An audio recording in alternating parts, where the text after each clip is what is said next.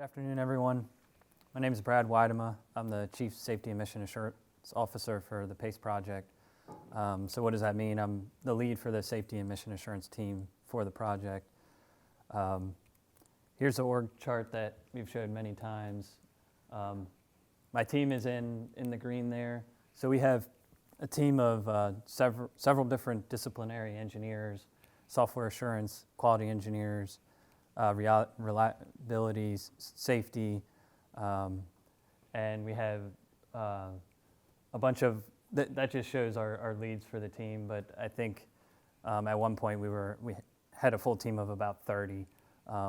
Earlier on in the project, we're down to about 25. But basically, for our team, we're an independent organization, but still integrated into the whole project team with all the different disciplinary, mechanical, electrical engineers, reliability engineers, and whatnot. And we're dispersed throughout the whole project and integrated within the teams depending on the strengths of our team members. And we're essentially an independent organization that we're in constant communication and witnessing of operations and documentation and whatnot. We have, I guess I'll go to our requirements document. So as Gary was pointing out earlier today, the systems engineering flow down requirements. So the mission assurance requirements, basically depending on the mission at hand, the risk classification depends on the requirements we flow down throughout the project, and that's in accordance with how much risk the project actually wants to take, and it correlates it into industry requirements that we flow down to build the hardware, industry and NASA requirements, whether the materials we use and inspection criteria, workmanship criteria for the materials used, because not all materials can survive the space environment, and we gauge that risk dependent on the project. So for PACE, we're a Class C mission, relatively moderate risk. Just in comparison, Class A would be like your James Webb Space Telescope. And so that gauges also your reliability and how many spares you have or redundancy within your system. Overall, we're mostly single string. There are some components that we do have backup components installed. So that's kind of it in a nutshell of, from a safety and mission assurance. So our safety engineers, they're integrated with the team early on, identifying hazards, not only with, the hardware that we have, whether it's, radiation, hazardous materials that are contained in the instrument, which we do have some thermal control components that have that. And then additionally, just working with facility and understanding the hazards we do have to make sure that personnel is safe throughout all operations. And that also continues with when we are delivered down to the launch site. So we work with the launch service supplier and with the Kennedy Space Center requirements for safety, ensuring that we're following all those guidelines and have the right inhibits for our hazardous operations. So like a deployment of a solar array or deployment of RF uncontrolled would be a hazardous situation. So we have to make sure we have the proper inhibits in place, whether it's a software control, actual hardware like a relay or whatnot. So that's kind of the safety part of thing. And I'll kind of go into a little more of like a day-to-day from a quality engineer perspective on this next slide. Just kind of the day in the life. So this is a picture of one of our data acquisition unit cards. It's the front and back. As you can see, it's very busy. So our quality engineer would perform an inspection on this card, 100% visual on all. We actually included for ETU as well to make sure that we did have a reliable ETU component, but for flight, 100% visual inspection as well. It goes over component population, sometimes they're not always populated, polarity, marking, bonding, staking, wiring, mechanical configurations, and then, of course, solder joints. We need to make sure that each solder joint is reliable, any FOD damage, and then contamination. So we do have industry standards that define the requirements that we flow down, not only to ourselves, but all of our suppliers. So our team actually does travel to all the suppliers and works with them, performs these inspections before they're delivered to ensure we don't have a back and forth with getting items reworked. So just in perspective, this card inspection would take 4 to 8 hours, so kind of a full day. It depends on the complexity. This is, I would say, an average size card. Some are larger than others.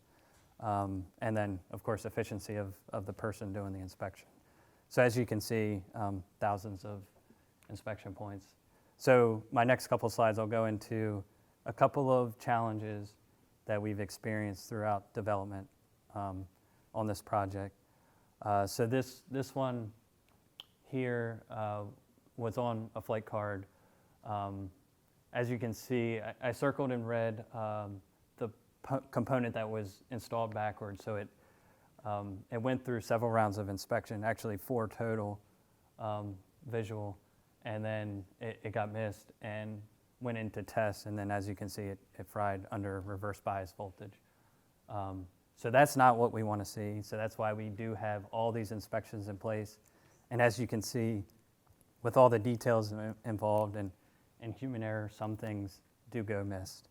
But that's one of the main goals of our quality team is to catch these things. Let's see. I had another one. This one, fortunately, was caught before power up, so the process worked there. Another kind of just zooming in here, showing, so up top the card, and then zooming in, we actually did rework on a thermistor adjacent to the issue I'm trying to show here. So I've zoomed in, and there's a solder splash that bridges between 2 vias in the board. And so a via is a copper connection between the different layers of the printed wiring board. So that was left behind. It was missed during inspection, several rounds. But we found it during test when there was a failure. And yeah, I think, yeah, that's it. I guess, so another thing, organizationally, our quality engineers our responsibility is to, review the engineering documentation, procedures, as well as making sure that we do have, as a secondary set of eyes, making sure that we're following processes and procedures in place, and we're doing the work and it's been completed. Here's another instance where so our quality engineers do witness all torquing of fasteners. We had an issue, this was actually on one of our ETU OCI motors, where we were, I guess they were doing processing of the assembly, they were reviewing the paperwork, and it was confusing in the paperwork what was performed or not. But I guess the mass sim that was mounted did not have all 8 fasteners installed. Only 2 were installed, and they were just snugged down, so they weren't even torqued. So that's a clear miss. The miss here was that they looked at the paperwork. It seemed like it was completed, but they didn't actually look at the hardware to confirm. Fortunately, it went through the vibe test, and there were no failures. I don't even think there was an indication in the test data that indicated there was a missing fastener. I don't know if you remember, Eric. I don't, but a terrible process escape, but we over-tested our hardware and survived, so that's good. Yeah, we also over-engineered to some degree, right? So. Turn the negative into a positive. But yeah, so that's just kind of highlighting, things where, the details do matter, and that's kind of our team is there. We're supposed to be the independent, separated from the cost and schedule, the program management side, the engineering side and making sure that, you know, what we said we're going to do, we're going to do. If we didn't do it, we document it, that kind of thing. So next slide here is for contamination control. So you'll notice in the top left, we're all in what we call bunny suits. So that's a full garment, hair nets, face mask, gloves, and everything. On the top right is just in perspective. So the light blue is a cross section of the human hair, and then 1 micron is the particle in the center. And so we're in a class 10K clean room, which what that means is there's permitted to be 10,000 half micron particles per cubic foot for each cubic foot. And so, you know, we go through all these measures to make sure, you know, we keep the clean room clean, gowning up. You know, the personnel is the greatest generation of particles, but also housekeeping has to do with it. And just to show that, you know, contamination is a thing that we need to keep track of. We had a couple issues with our fold mirrors, but it shows we did have a particle that was on the fold mirror, and we went to go clean it, and it ended up scratching, so we had to do some rework and actually get a new fold mirror for the instrument. So yeah, cleanliness is a huge thing for flight hardware. Next slide. So ESD control is also a huge thing that we implement for all hardware that is ESD sensitive. So the greatest control of that is making sure we do have a wrist strap when we're within 1 meter. There's other controls such as having ionizers and ensuring we do have the proper humidity in the clean room. But what I'm highlighting here is we had a failure on one of our spacecraft cards that it ended up turning out to be an ESD event. So we were testing the card, we had a failure, and we isolated it to one specific component. We actually sent it off. So we have a failure analysis lab at Goddard, and their purpose is to do inspections of EEE components, whether it's for, you know, acceptance or for failure. So they're a separate entity that we provide components just to help us find root cause of issues. We sent that over to them, and so they started disassembling it to see what was actually wrong with the part. And as you can see, I kind of kept zooming in here. So at the top one, just in perspective, the wire bonds that go from the leads to the inner die of the integrated circuit are about 1 thou in diameter, 1 thou of an inch. And then if you go over to the right, the 2 pinholes that indicate ESD damage are, I think, sub-micron size. So that's the kind of the level of complexity that these parts are, and, you know, the severity of ESD damage, because the further we are on, along with build of hardware, the greater impact we would have for that. So that's why we ensure that ESD is in control during all operations.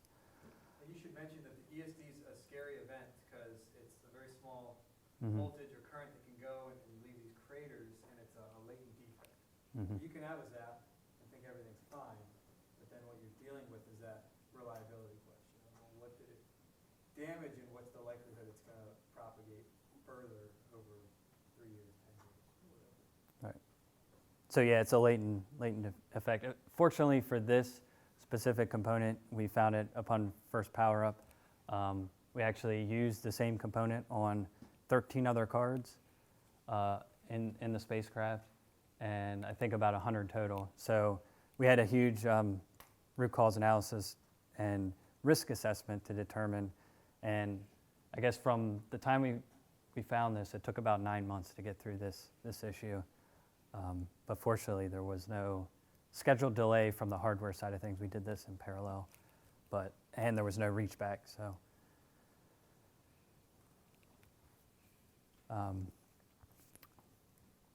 Yeah, so those were just a couple tidbits of kind of the details of kind of a day in the life of problems and issues that we come across, and how the safety mission assurance team is there to be the independent organization and kind of separate from the cost schedule side of things and make sure we do things the right way.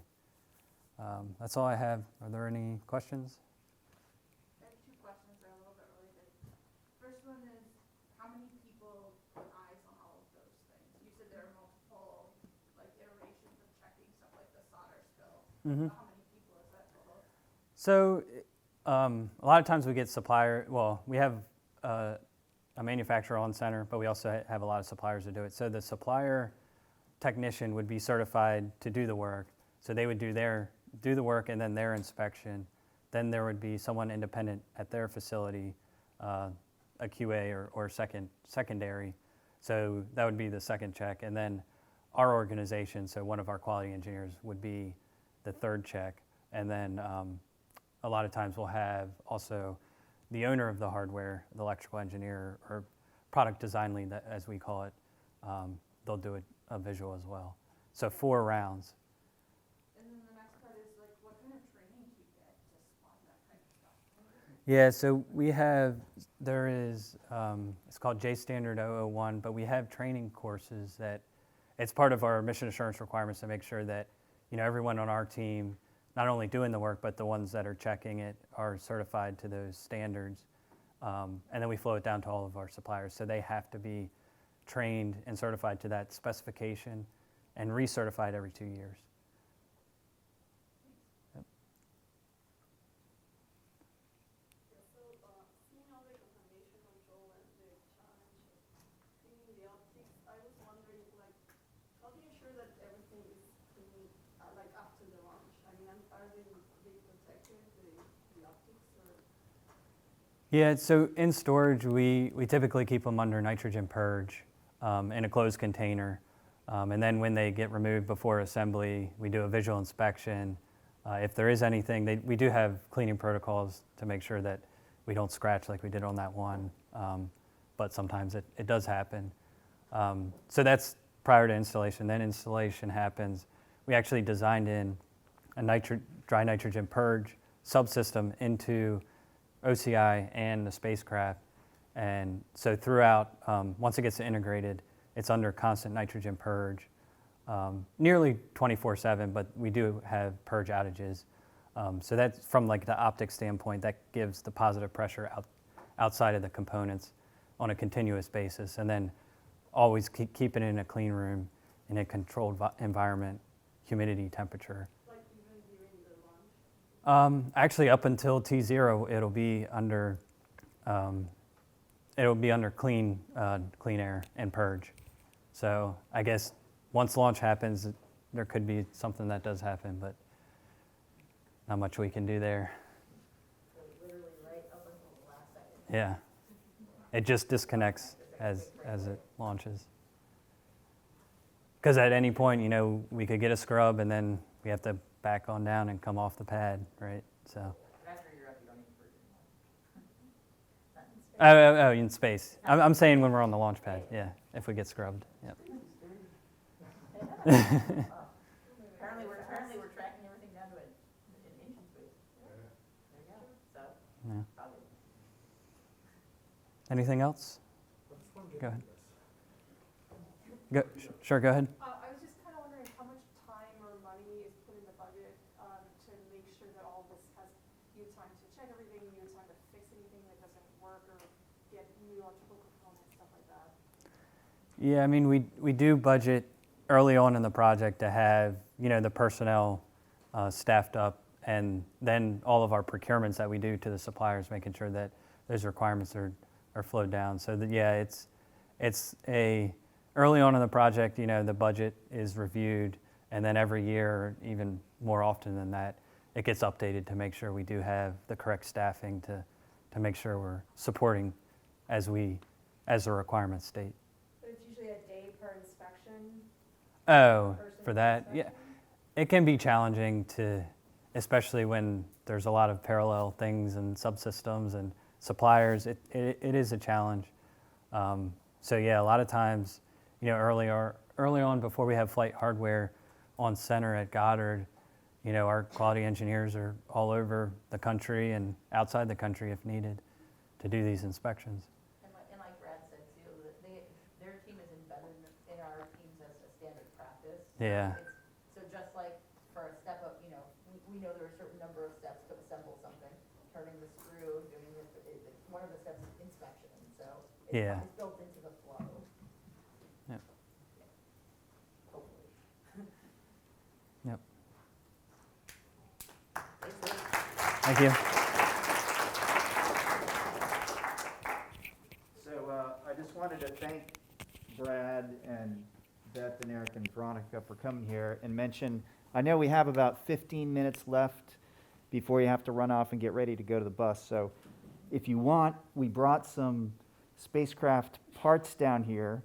We have some thrusters and some MLI circuit boards, some different metals, honeycomb. We have our friend Bob here. Lots of things. So if you want, come on down. We can show you these things. And please, we'll make ourselves available for the next 15 minutes, kind of hanging out here. If you have any questions, there's over 100 years of space flight experience here. And so take advantage of it. So come on down for the next 15 minutes.